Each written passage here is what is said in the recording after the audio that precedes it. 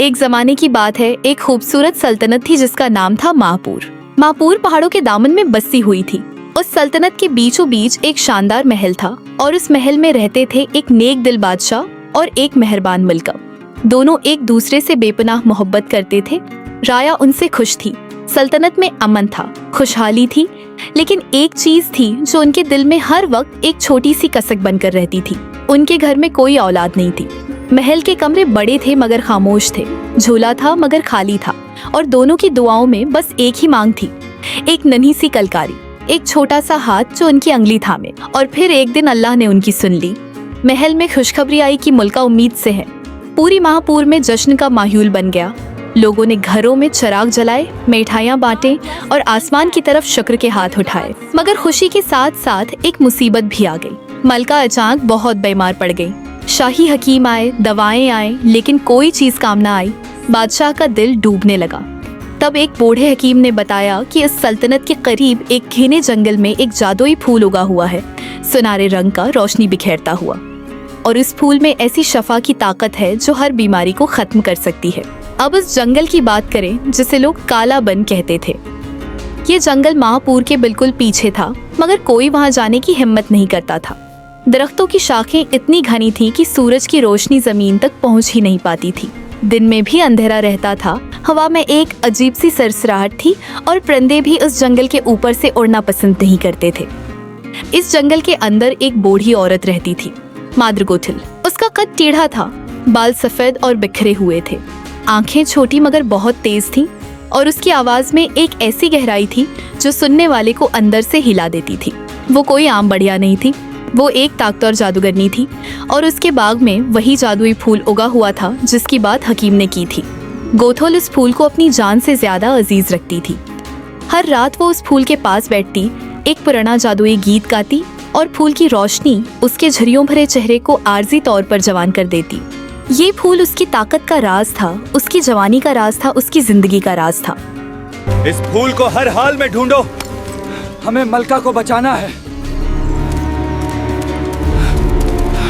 बादशाह के सिपाहियों ने जंगल में वो फूल ढूंढा और उखाड़ कर ले गए। मलका को पलाया गया और मलका चंद ही दिनों में बिल्कुल ठीक हो गई। और फिर उनके घर एक प्यारी सी बेटी ने जन्म लिया। सुनहरे बालों वाली, बड़ी बड़ी सब्ज आंखों वाली, गुलाबी गालों वाली एक नन्ही सी परी। लेकिन जंगल में गोथल ने जब देखा कि उसका फूल गायब है तो उसका चेहरा गुस्से से सरख हो गया। उसकी आंखों में इंतकाम की आग जल उठी। उसने उसी रात फैसला कर लिया कि जिस खुशी की वजह से उसका फूल गया वो इस खुशी को छीन लेगी। अंधेरी रात थी। माहपुर के महल में सब सो रहे थे, पहरेदार औंग रहे थे, मोमबत्तियां बुझ चुकी थीं और सिर्फ चांद की हल्की रोशनी महल के आंगन में फैली हुई थी। गोथल ने जादू से महल के दरवाजे खोले। खामोश कदमों से साए की तरफ वो शाही कमरे तक पहुंची।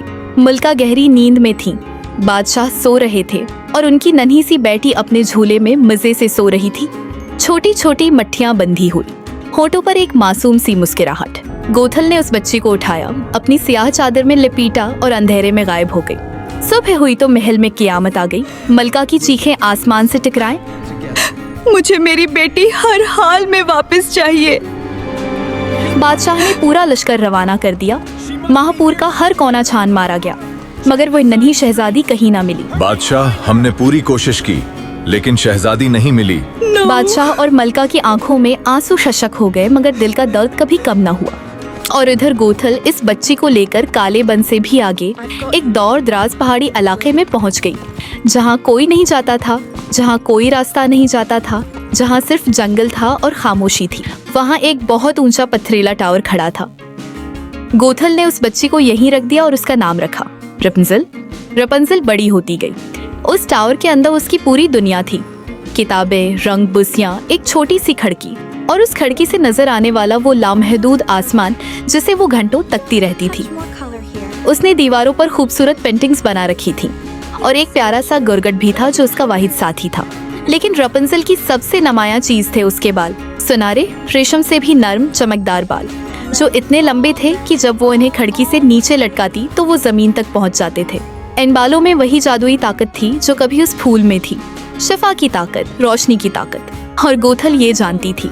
हर रोज गोथल नीचे से आवाज देती, रपंजल रपंजल अपने सुनहरे बाल लटकाओ। और रपुंज़ल फौरन अपने लंबे बाल खिड़की से बाहर लटका देती, जिनके सहारे गोथल ऊपर चढ़ाती। गोथल उसे खाना लाती, कभी कभी कहानियां सुनाती, लेकिन साथ ही ये भी कहती रहती कि बाहर की दुनिया बहुत खतरनाक है, लोग बहुत बड़े हैं।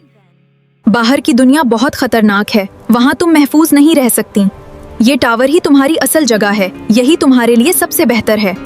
बाहर के लोग तुम्हें कभी नहीं समझेंगे, वो तुम्हें नुकसान पहुंचाएंगे। मैं ही तुम्हारी हिफाजत करती हूँ। और सिर्फ यही टावर रपुंज़ल के लिए महफूज है। रपुंज़ल ने ये सब मान लिया था क्योंकि उसे उसके अलावा कुछ और मालूम ही नहीं था। लेकिन एक चीज थी जो रपुंज़ल को हमेशा बेचैन रखती थी। हर साल उसकी सालगिरह की रात आसमान पर हजारों रोशन कुंभ उड़ते थे, सुनहरे चमकदार, आहिस्ता आहिस्ता ऊपर जाते हुए। रपुंज़ल घंटों खिड़की से उन्हें देखती रहती और सोचती, ये क्या है, ये कहाँ से आते हैं, ये क्यों आते हैं। इसे क्या पता था कि वो रोशनियां महापूर से आती हैं। इसके अपने माँ बाप जलाते हैं हर साल अपनी गुमशुदा बेटी की याद में, इस उम्मीद में कि शायद उनकी बच्ची कहीं हो और उन रोशनियों को देखकर रास्ता पाए। अब कहानी में एक नया किरदार आता है, फलीन राइडर, महापूर का सबसे चालाक, सबसे होशियार और सबसे खुदपसंद चोर। वो खूबसूरत था, ज़बान का मीठा था और अपनी मुस्कुराहट से किसी को भी बेवकूफ बना सकता था। अपने 2 साथियों के साथ मिलकर उसने महापूर के शाही महल से एक कीमती ताज चुराया था, वही ताज जो कभी खोई हुई शहजादी के लिए बनाया गया था। शाही सिपाही उसके पीछे थे, घोड़ों की टापों की आवाज करीब आ रही थी और फलीन जंगल में भागता भागता रास्ता भटक गया। झाड़ियाँ, दरख्त, पत्थर सब पार करता हुआ वे एक ऐसी जगह पहुंचा जहां अचानक दरख्तों के दरमियान से वो ऊंचा पथरीला टावर नजर आया। फलीन ने सोचा, लगता है आज रात यही ठिकाना रहेगा। कम से कम सिपाही यहाँ तक नहीं पहुँचेंगे। उसने किसी तरह पत्थरों के सहारे ऊपर चढ़ना शुरू किया, हाथ पांव के बल ऊपर जाता रहा और आखिरकार इस खिड़की तक पहुंच गया। अंदर झांका तो एक खूबसूरत कमरा नजर आया। फलीन ने अंदर छलांग लगाई और अगले ही लम्हे धड़ाम, रपुंज़ल ने फिराए पीन से उसके सर पर एक जोरदार ज़रब लगाई और फलीन बेहोश हो गया। रपुंज़ल ने पहली बार किसी अजनबी को देखा था। वो डरी भी थी, हैरान भी थी, लेकिन उसने हिम्मत नहीं हारी। उसने फलीन को एक बड़ी अलमारी में बंद कर दिया और सोचने लगी कि अब क्या करे। जब फलीन होश में आया और उसने खुद को बंद अलमारी में पाया, सुन लो, मुझे फौरन बाहर निकालो। ये कोई तरीका नहीं है लोगों को बंद करने का। मैं तुम्हें सिर्फ एक शर्त पर आजाद करूंगी, तुम मुझे इस टावर से बाहर दुनिया दिखाने ले जाओगे। उल्टी लग रही है मुझे। क्या तुम मुझे यूं ही अपने साथ चलने पर मजबूर कर रही हो? ये तो मेरे लिए काफी मुश्किल हो सकता है, लेकिन ठीक है। और जब तुम मुझे बाहर की दुनिया दिखा दोगे और मुझे महफूज तरीके से वापस ले आओगे, तब मैं तुम्हें पहले मुझे यहाँ से निकालो, फिर मैं तुम्हें बाहर ले जाऊंगा। मैं कोई तुम्हारा मुहाफिज नहीं हूँ। ये डील कुछ उल्टी लग रही है मुझे। मैं तुम्हें बाहर निकाल रही हूँ, लेकिन कोई चालाकी नहीं करना। अब भी मेरे पास ये पेन है, याद रखना। मैं नहीं करूँगा, मुझे यकीन है कि तुम्हारे पास पेन है। रपुंज़ल ने कहा, मुझे वो रोशनियां दिखाओ, वो जो हर साल मेरी सालगिरह पर आसमान में उड़ती हैं। मुझे उनके पास ले चलो। फलीन ने पहले तो हंसी उड़ाई, लेकिन जब उसने देखा कि रपुंज़ल वाकई संजीदा है तो उसने हाँ कह दी और इस तरह एक अजीब और अनोखा सफर शुरू हुआ। रपुंज़ल ने पहली बार टावर से नीचे कदम रखा। ये लम्हा इसकी जिंदगी का सबसे बड़ा लम्हा था। जब उसके पैर नर्म सब्ज घास पर पड़े तो उसने एक गहरी सांस ली। ताज़ा हुआ, फूलों की खुशबू, मिट्टी की सौंधी सौंधी महक। उसने झुककर घास को छुआ, फूल को सौंघा, दरख्त की छाल पर हाथ फेरा। उसकी आंखें चमक रही थी जैसे कोई बच्चा पहली बार बर्फ देखे। वो कभी खुशी से उछलती, कभी रख जाती और सोचती कि गोथल ने कहा था बाहर खतरा है, और फिर दोबारा आगे बढ़ जाती क्योंकि उसके दिल में वो रोशनियां देखने की चाहत हर डर से बड़ी थी। फलीन उसे एक कस्बे में ले गया। रपुंज़ल ने पहली बार लोगों को देखा, हंसते, खेलते, काम करते, गाते लोगों को। वो हर चीज को इस तरह देख रही थी जैसे पूरी दुनिया एक खूबसूरत तस्वीर हो।